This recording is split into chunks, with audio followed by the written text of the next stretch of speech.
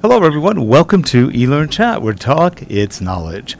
And today we're joined by our old friend, Ajay Pangarkar from Ottawa. He is joining us from up north of us, and he is the owner, I think you're the owner and CEO of CentralKnowledge.com? Correct. I got it right. What a memory, huh? You got an awesome memory, Rick. It's nice to be with you guys again, and then nice to meet Harold. Thank you for having me. Yeah, and also joining us as co-host is Harold Muliati. So he will be with us today, and he's also running the show, so he's busy. Anyway, Ajay, we were talking a little bit pre-show, and you've been doing courses with LinkedIn Learning recently. Yes. Yeah. It's been quite an interesting ride since we last chatted, Rick. I think it's been a few years since. It was about a year and a half TLDC, about exactly. not last October, about on October, a year and a half ago, about. Yeah, exactly. And we've been up to a lot of things happen, and fortunately for us, we've been doing a lot of great things. Well, I think great things. I mean, it's a little bit biased, but recently, in the last year or so, we've been doing quite a few courses with LinkedIn Learning, and going to be doing quite a few more. The first course they had contracted us to do was a train-to-trainer course, which was received extremely well. And then the way it works, an inquiring editor, content manager comes and approaches us, and we had a discussion. And accidentally, he said, "Aren't you doing work into getting buy-in for e-learning?" And I said, "Yeah, I do a lot of conferences and I speak about it and I write articles about it." He goes, "Yeah, I know, I read your stuff." He goes, "We need to do a course on it." So we did a course on gaining internal buy-in for e-learning, and then he liked that so much he decided to do a sequel to it called increasing engagement for e-learning programs. And so we just completed that a couple of weeks ago. It should be released in July, I believe. And we're now on our way to do another course coming up for them in July and a few more. So it's been a great relationship with LinkedIn Learning. They're a great bunch of people over there.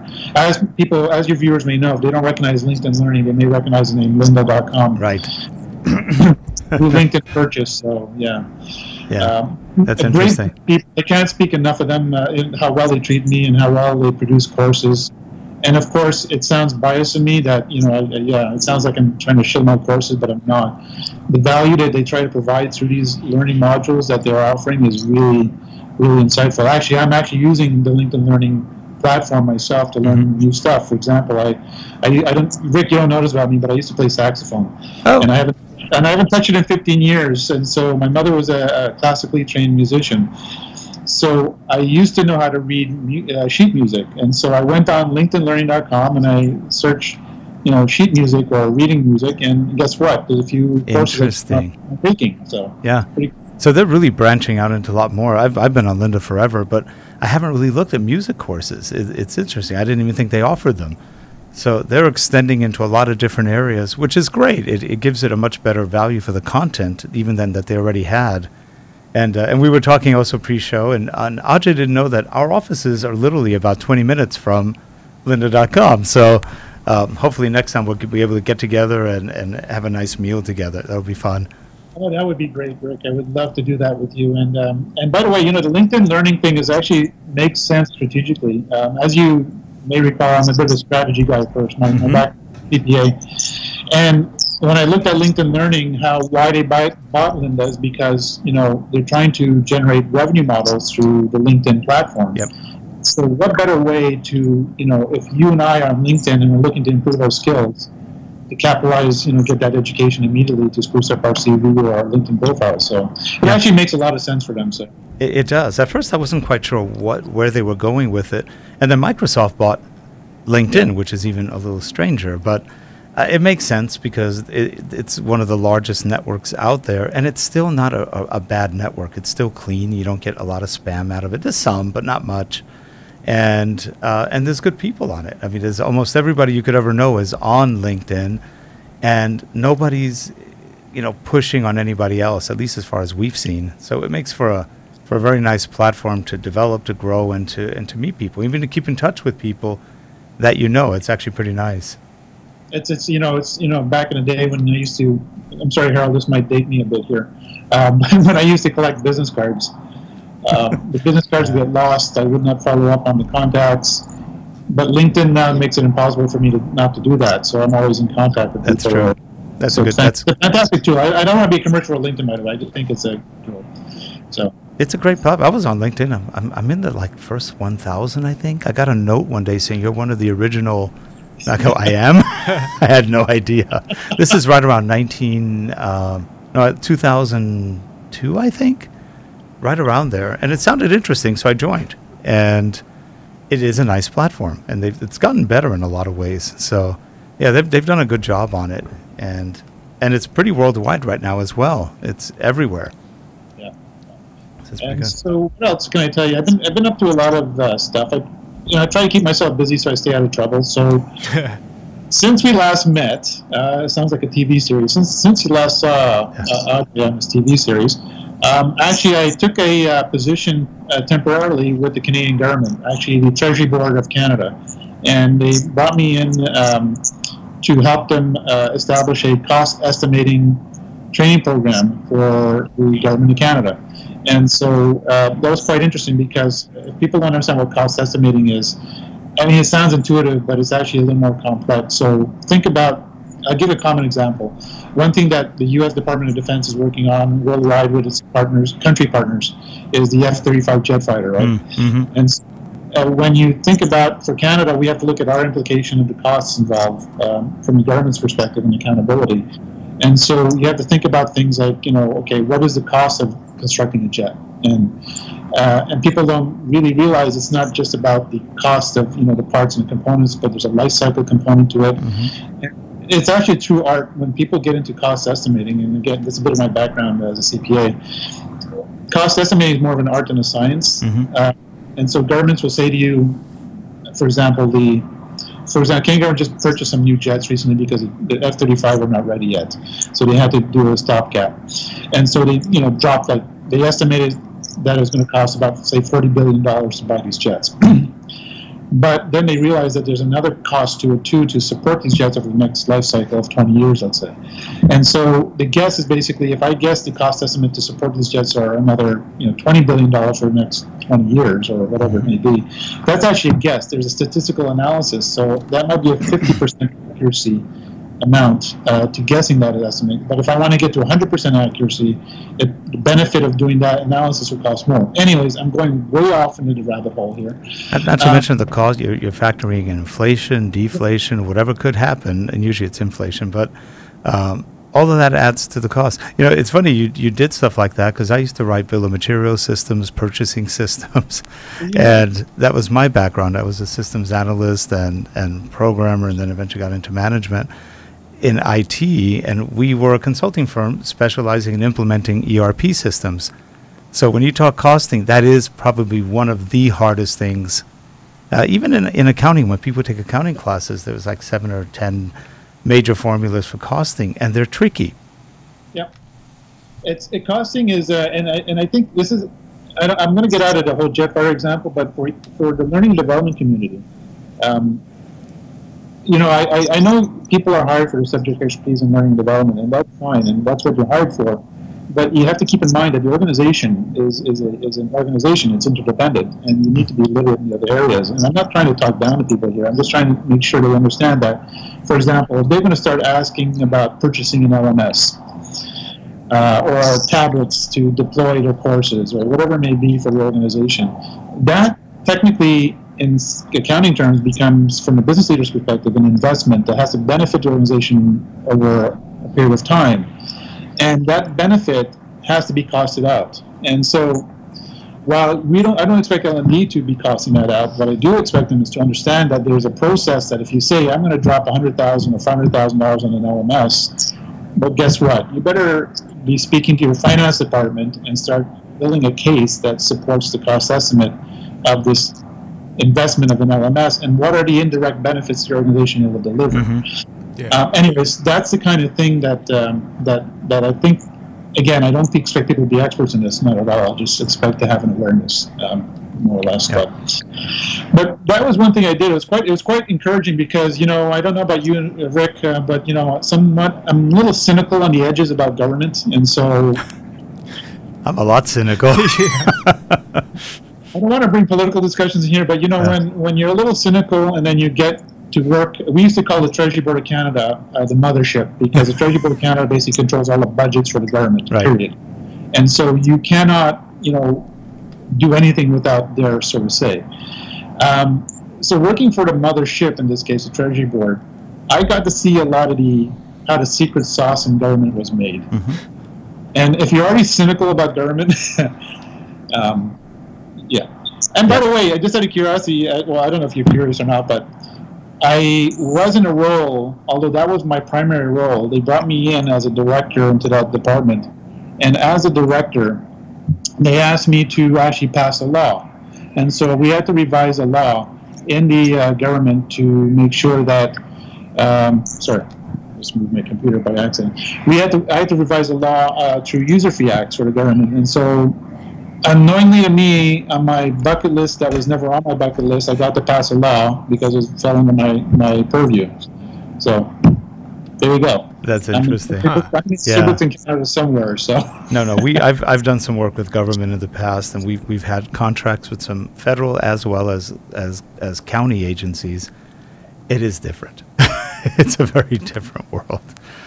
Money's looked at very different. In fact, I did training for LA County. There's 110,000 people went to this training, and it was customer service training. And one of the things, so they had a horrible reputation for bad customer service. And one of the first things I asked them is, why do you think people don't like you? And they had all these reasons, but not one was accurate. I said, well, for one, you don't earn money, you collect money. And they went, huh? We collect money? You collect money. So as a result, people don't like the fact you're taking their money. And if you offer bad service and take their money, that makes them doubly irritated. So you've got to change the amount of service you produce in order to make people feel like, okay, I'm getting my money's worth. And we started with a pilot of about 30,000 employees in their health services. That went so well that became countywide. The whole county used it everywhere. And it really lowered the amount of complaints. They did all sorts of good things in that, where they started treating people like humans. Yeah. And wow, what a difference that made. All of a sudden, you're not a number. You're not just an idiot waiting in line and they have to deal with you. No, you're actually a person who lives in the county and needs something. And they're more than one. And it's funny because a lot of that wasn't anything other than getting them aware of who and what they were. And then when you ask them, you know, what do you guys hate? Oh, I hate going to the Department of Motor Vehicles. But that's just like you guys. Huh? It is? Yeah. Oh. And so all the government agencies they hated, which weren't them, were the same. And it was so funny how the foot, you know, when the shoe fits one foot, all of a sudden it's on the other foot, they're going, It's funny. It is funny because it's all about transparency and accountability, right? Yep. Because we are collecting money, right? The government is collecting money, and it's to be used to the benefit of the public or the citizens of the country. Yeah. And there's got to be a sense of transparency and accountability, which is what I learned. That's where I gained a new respect for the government, because I got a little cynical in that sense, like you and I and Howard maybe are a little cynical when it comes to how government spends money. But when I saw there's parts of the secret sauce I didn't care for, and there's parts of the secret sauce I have new respect for. Part of it is good. Part of it is good, and they do good. Yeah. Unfortunately, there are always individuals in any organization, unfortunately, where greed, corruption, and a whole mess of other things happen, and they're not usually the norm, but they're usually in a position of power where they can get away with stuff, and that's where it's a shame. I lived in Argentina for 3 years. Well, I was born there, but I also lived there for 3 years as an adult, and I worked for a very large multinational. I won't name them, though people know what I'm talking about. It's a very large multinational bank, and I worked in international banking in the offshore booking system. That was called money laundering now. We had no idea what we were doing. We were just moving funds where they told us to move funds. And now I look at it and go, my God, I was a money launderer. That's just great. Great to know. And the money went to, for example, the military government that was in charge in those days, and it just disappeared to Switzerland, other places, Cayman Islands. And you just go, wow. And so that was my cynical part. That was actually my first job out of school, working in international credit. My eyes were wide open going, oh my gosh, this is an interesting place. Anyhow, when banks or governments are involved, it's called international credit, but when you and I are involved, it's called money laundering. Anyways, well, we'll leave that discussion Yeah. for another Yep. too. So in the world of e-learning, so you've been doing the work with LinkedIn Learning or lynda.com. Now, you've done a lot of consulting work with people. I remember before you used to do a lot of work with Apple, and Yes, so a lot of your work is strategic. You tend to help people organize and develop a strategy for dealing with whatever they want to deal with in terms of learning, education, performance. Yeah. And also, because you have a CPA background, you kind of, I mean, it's a real plus because you know how to tie that back into reality of how things work from a numbers point of view. Because I'll ask you a question that this is something that irritates me. Not you, this question. I can irritate you too, Rick. Oh, no, but that's friendship irritation. That's okay. We can agree to disagree on anything. So, no, but seriously, a lot of e-learning people, and I've heard this many times, you can't put a return on investment on e-learning. I totally disagree. But the theory is, well, no, you can't put a value on what we're training. Disagree again, because if you tie it back to performance, you've got an ROI. If you don't know what you're tying it back to and you have no idea what performance is, you don't have an ROI. You have no idea where you're spending your dollars. What do you think about that statement? It's interesting because I do agree with you, Rick, but I'll say I also slightly disagree with you. I'll tell you why. The issue with the term ROI is how we're using it. Mm-hmm. And I understand what people mean when they say ROI and it delivers value. And I'm one, and you know me, right? I'm a performance guy. That's my role. I look at learning as improving performance, not for learning outcomes. So the ROI, if we talk it generically the way we're talking about it, then yeah, I'm connecting to certain key performance indicators. I'm trying to improve people's skills so they work better and all this kind of wonderful stuff. And yes, maybe you can call that an ROI, but this is where the slight semantics take place.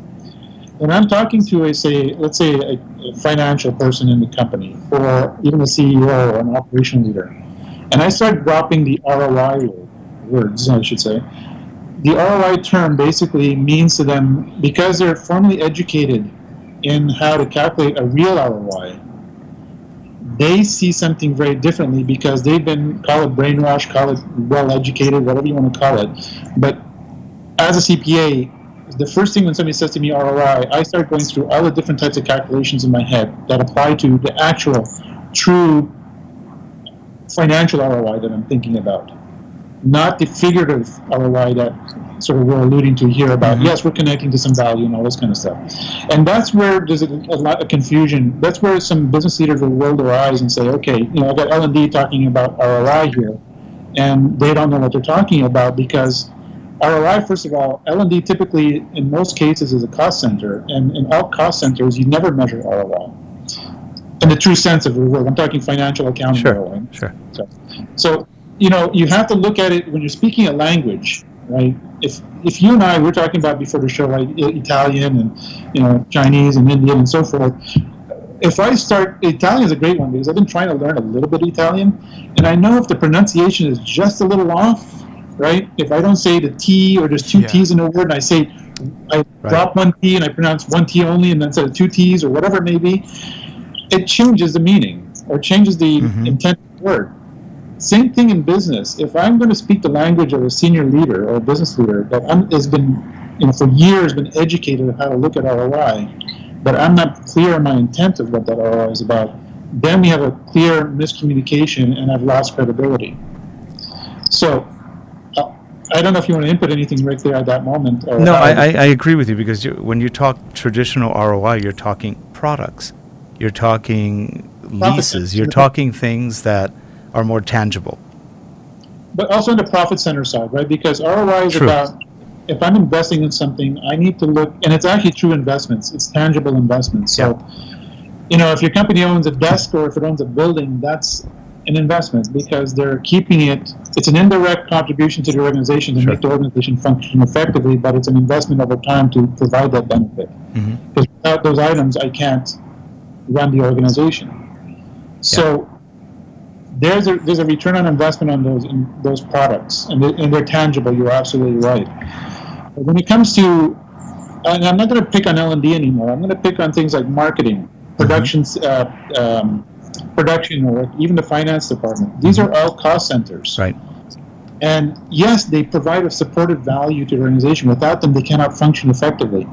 But they're not measured on an ROI basis. They're measured on a cost-benefit basis. They're measured on a fact that if I invest more cost into you, if I put more money into you, what more benefits am I going to get out of you? Right. Yeah, so I don't mean to be anal here about this, and I don't mean to jump on semantics, but it really sort of gets under my skin a bit, and you know this, Rick, from past conversation, that when people drop the ROI word, they're really conflating it with a lot of things, and that's my issue right now. Especially if I'm talking to a CFO who's typically in Canada, US, or Europe is CPA educated. They have a really focused understanding of ROI, and we need to be clear in our communication. That's really. However, there is one little however here, and I'll stop before I give you the however, Rick, because I want you to jump in and give your insight. But there is a however. I think in the L&D world, the closest I've come, at least working with people and companies, is we do talk, as we've been asked ROI. What's our return on this? What are we going to get out of it? Even by some L&D people, because they've got to report to finance sometimes. And what we'll say is it all really depends on performance. I take it from the performance point of view. You can invest in an LMS. You can invest. If you don't use your LMS, you've just wasted your money. If you just use it to track a score and nothing else, you've kind of wasted your money. But if you try to actually take advantage of the LMS to give you some statistics of, and tie that into the HR databases and everything else, and you can tie it to some measurement of performance somewhere, if you can, not always, then you can at least say that your return on the value that you've put in has come in terms of you've saved money on either personnel costs, less complaints, better customer service, better manufacturing, better distribution, whatever you're training people in. And so it's not the best or easiest to measure, but at least you can kind of quantify how well someone's doing or learning by how well maybe the company's doing. So that's it. So I agree with you 100%. And as you know, Rick, I wrote a book called The Trainer's Balanced Scorecard. I apologize if it's a shameless plug, but the book speaks about performance management. And in performance management, it's not a learning responsibility. Performance management is a corporate responsibility. It's a business leader responsibility. Yeah. And just to interrupt you, in other words, you have an operations department. Operations is running the training department, which is a good place to be in a lot of training companies, because the ops people actually do a lot of stuff that can be quantified. The ops people tend to look at the training as, are my ops people performing better? Yeah. And if they are, they're happy. They feel that they've gotten their money's worth, and they'll put more money into training without any questions, as long as they're feeling that the less complaints, less returns, less this, all the things that ops people care about are handled.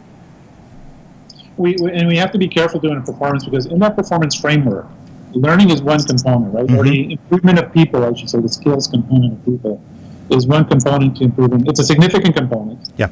And it's not just L&D people saying that. It's actually people like, people may recognize names like Robert Kaplan and David Martin, who created the Balanced Scorecard, and the granddaddies of performance management, who speak to the fact that the biggest performance improvement area that you can gain benefits from is from your people. Yeah. And so, but the thing is, where we have to be careful, and all the performance management texts will speak to this, is you can't paint yourself into a corner, especially for learning. Yes, we need to connect to some very key performance indicators, like you mentioned, some examples you mentioned. But we also have to recognize that there's a lot of moving parts in an organization, and even though I might improve Rick's performance or skill set to improve his performance in a certain area, there could be a lot of other impeding factors to not make those not us being able to attain those KPIs, only because it's not because of the training we put into place, but because of other issues within the organization. So that's a key component. And the second thing I'd like to add is training in an organization is not something that should be an afterthought. It should be part of the cultural fabric. And I'll give you live examples of this. Companies like, one of the oldest companies, I say oldest, not old, the company's not old, well, the company I guess is a little old, but it's one of the most experienced companies in this field is Toyota. Everybody recognizes Toyota's lean approach, its Lean Six Sigma approach, its Kaizen approach. But what Toyota doesn't speak about, and they try to keep it secret for a long time, is the one competitive advantage that they talk about very briefly is what they term sort of internally as lean learning. And what lean learning means is just an extension of the lean concept, meaning that learning is not, I call Rick to come back and train Ajay on the production line.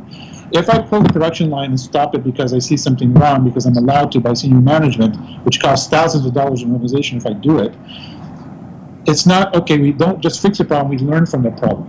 And then we cascade that down and throughout the fabric of the organization. And we empower the organization and the people to continue to learn to improve, because Toyota is about continuous improvement. And hence, 50 years down the road after they implemented this lean approach, not just the processes, but the lean learning. Sorry, I got a cat in the way here. So, a lean cat. So if you see a cat travel, ignore it. But after 50 years of doing this, they are seen as leaders in quality, and that's only because they've put so much commitment to making sure people learn what makes a better quality product. And so what I'm trying to say is that the learning in these type of organizations, so we spoke about Toyota, but you can speak to a General Electric, for example, or you can speak to a Google, whatever you want to talk to. These companies are what, they will never admit it out loud, but they are learning organizations, because within the fabric of their culture, they've made learning, I'm sorry, I'm at a loss for words right now, but they've made it an integrated part of the fabric of the organizational culture. So it's not something that Rick is not working properly, we got to go see training, see if we can train him. No, it's not like that. You can see almost anybody. It's endemic to the culture. It's just a part of the culture. So in other words, when they look at something, it's all about quality. It's all about performance. It's how, and also they have a concept of when a car goes out, it better go out well. Yeah. They don't want to hear the complaints afterwards. And so you're right. From that point of view, you're right. The return on investment is a little ethereal in terms of justifying it in that. But the investment in culture is enormous. And to speak further, I mean, people always say, I wrote an article recently for eLearningIndustry.com that if your budget was cut, you deserved it. That's true. That's so true. It's true, but if you think about it, business people, the old saying is it's not personal, it's business. Well, that's exactly it. They have limited resources, so they have to allocate, especially money, to the areas that are going to deliver most value to the organization. So if you're not getting the money, they're not seeing any value from you. And that's not just you, that's any function in the organization. So at the end of the day, if you're not delivering value, they're going to allocate it somewhere else where this is driving value. Right. That being said, companies like Toyota and Google and whoever, when there's down economic times, they're not cutting budgets. Guess what? They're actually investing more money because they see it as an opportunity to prime up the staff or prime up the employees to make sure that when the things start picking up again, we're ready to go. I mean, the competitiveness is extreme. So it's counterintuitive for a lot of L&D people, because I understand they work in environments where it's a short-term look approach. But these companies are really smart. They're really intelligent in how to invest in their people. Yeah, no, it's true. Very true. I was just curious because I know you have a CPA background, and I have read your book on your training balance scorecard, and it makes a lot of sense. It's a good way to look at it. A lot of people say it without any idea why they're saying it. And there should be no value on learning. Well, a return on investment. Well, how do you know what you're doing? At least give yourself something to work for, whether it's better increased performance, attitude, whatever. And a lot of times, what I find is a lot of people in the training industry who work in companies, but they want to be academics. It's a very different world. Yeah. And they're not quite getting the reality of operations versus the possibly made-up reality of a lot of universities. It's a very different world. Now, a lot of universities, especially the business-oriented ones, are involved in the business community. That's different. They're seeing reality all the time, so they know what to teach to, versus just theory without any maybe practical application. It's funny because you mentioned that I teach at university as well. I teach. Do you? Okay. At the local university, I teach at the master's accounting level and the MBA level. And what's interesting is that those two programs right there, especially the Master's of Accounting, we work closely with the big consulting firms or accounting firms as well. Yep. Now, So do we you still see- keep your CPA up, right? Yeah. Yeah. Yeah. Actually, it's funny because somebody accused me today on Twitter, and this is funny because I really get a giggle out of this. They said, you're not, because I'm very direct, and I know I'm brash sometimes, but sometimes you just have to be very direct because your business leaders are not going to be tiptoeing around you when they're telling you the truth. So somebody accused me of saying, well, your approach to telling us what this is about is you're telling us that is a little too aggressive, and what did they say? I'm just trying to make sure I get this right because I don't want to be accused of being wrong here. You come across where you're a little too direct about it, and you're not going to get any business from the L&D space that you're talking to. And I said, well, that's okay because I never got business from the L&D space. You know what? That's a key point. That's actually a very good key point. And by the way, you're not brash. You are what we call, you have an opinion. You're smart. You have experience. I grew up in New York. Brash is okay. It's not. Yeah, I've never seen you as brash, but you do have an opinion, and I respect that. To me, I hate people who just agree with you just because you exist. It's like, no, don't agree. If I tell you something stupid, don't just sit there and go, that's true. No, it isn't. That was just stupid what I told you. I'm testing you. You just don't know. But Rick, to your point about opinion, though, let me just, if I may. Yeah. If your opinion, like in your case, I know you have certain expertise in certain areas, and when you come to me with those opinions, I know they're coming from a well-educated, substantiated place. And it's not just an opinion, it's actually an educated opinion. And to me, that's different than just somebody blowing off, something out of the side of their mouth. And I feel the same way because when I come approaching with my advice, it's actually from a very well-educated view. Yeah. So when this lady said you're not getting any business from the L&D space, I said, well, that's fine because it's not the L&D people who call me; it's actually the business leaders who call me to improve performance. Right. And I said, I'm not about going into an L&D department to improve learning outcomes.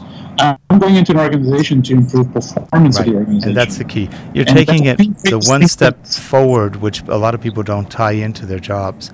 It's not about what you do. And, look at it traditionally. L&D departments, marketing departments, and then tertiary sales are the first ones to get laid off anywhere. Yeah. And why? Because they haven't proved their value, whether it's real value or made up value or just perceived value to the rest of the company. The operations people go, well, these people haven't done anything. And it's a shame. It's not that they don't, but a lot of times the L&D people don't know their own business. So as a result, by not knowing the business that they're working in, they're not perceived as having a lot of value. And same with marketing. Marketing, if they're not on target with what they're marketing, sales can't sell or can't sell as well. And so they're let go.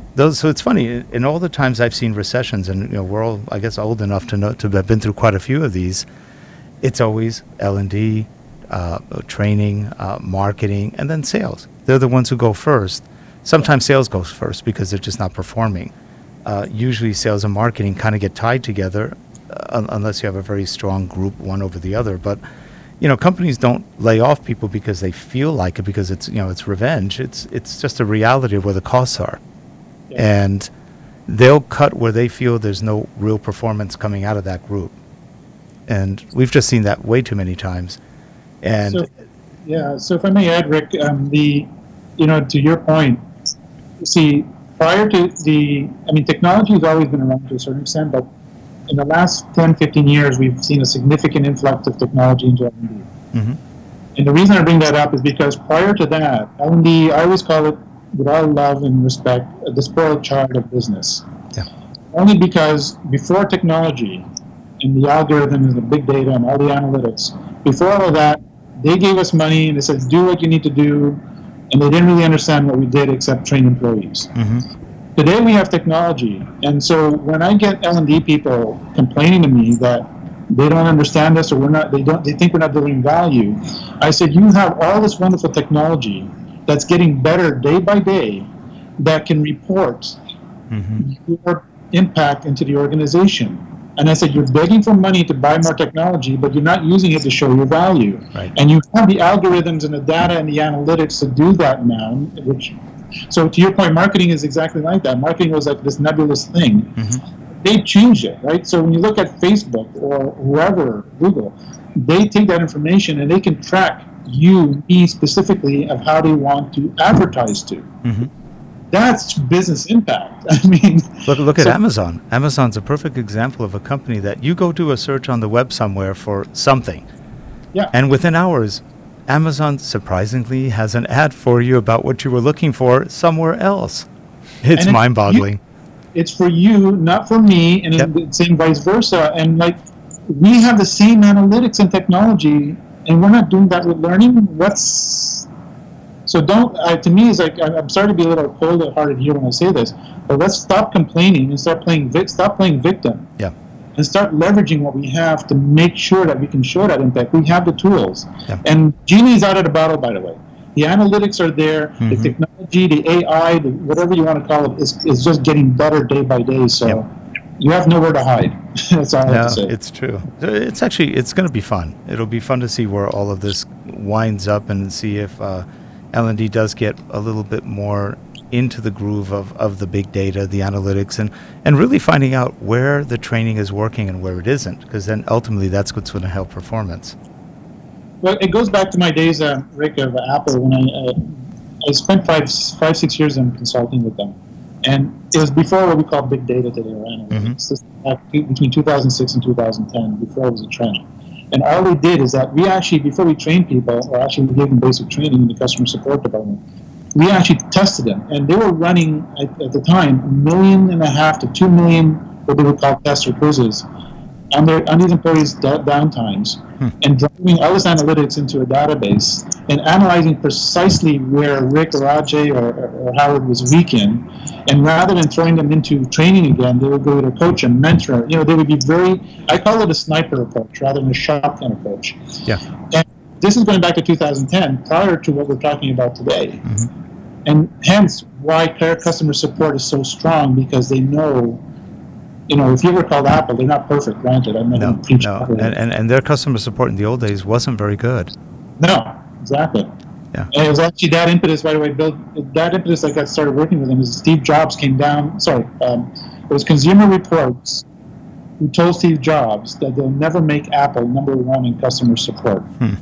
And of course, red flag in front of a bull, right? Yeah. So Steve Jobs says, well, really? Not only are we #1 in technology, we're going to be #1 in the world in any segment.